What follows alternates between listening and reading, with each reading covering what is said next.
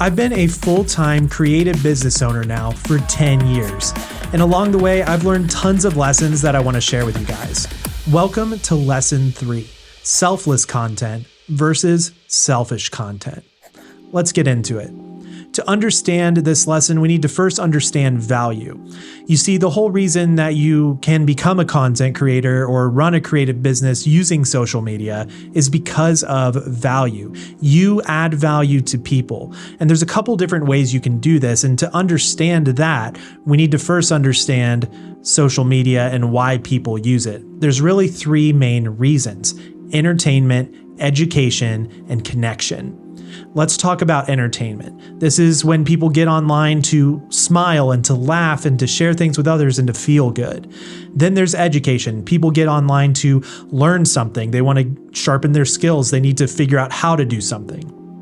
And then there's connection, which is people get online to talk to friends and to meet new people. It's really these three foundational values that social media brings that you can start to leverage. You can start to use these pathways with your content. But with this comes two options. You have selfless and you have selfish.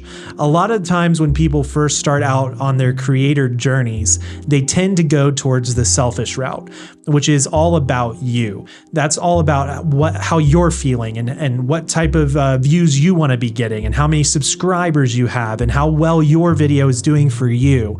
And it's all kind of focused around the selfish aspects. And those aren't bad goals to have, and it's not necessarily bad to want those things. But when you make your content about it, when you're constantly asking people to subscribe, or you're constantly complaining about this or that about social media, or you're constantly doing this and that, it's not always the best approach. A better approach is to make it about the viewer, less about you, more about the viewer. So you kind of fall to the shadows. The way that you can do this is by focusing your content just around their pain points rather than yours. So take the skill sets that you have, take the information that you have, take the fun that you have, take the connection that you have, and make it about them. That's how you make selfless content. There's this saying that I used to have whenever I would be back in my freelance days when I was working with clients. Maybe I was shooting a wedding. I'd always try to find someone at the wedding, whether it was the bride or the mother of the bride, or I'd find a client that I was working with and ask somebody on the staff, hey, is there anything I can do to help? Anything I can do to go above and beyond what is my paid task?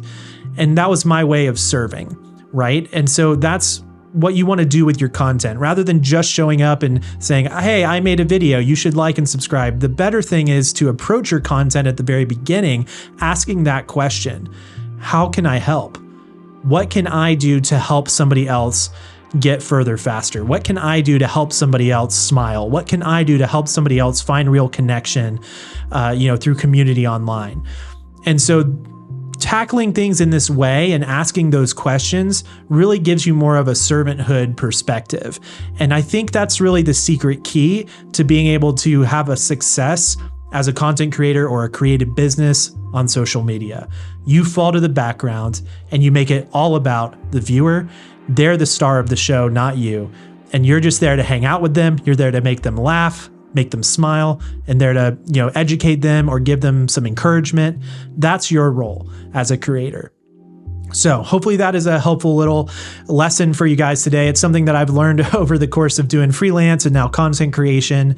And I think it's a good approach to have. If nothing else, it's going to allow you to start at a strong place of focusing on the viewer, which is ultimately going to be how you can eventually leverage them into customers or leverage them into just having a deeper connection with you online. So hopefully that helps. If you guys want to learn more about this topic, if you want to dive in a little bit deeper, I've recently released my Creator Starter Pack, which is the complete roadmap for content creators. It's going to take you from beginner and teach you all of the things you need to know to become a successful content business. You guys can check that out here, or if you want to, you can check out the previous lesson here. Thanks so much for watching, and as always, stay creative. Peace.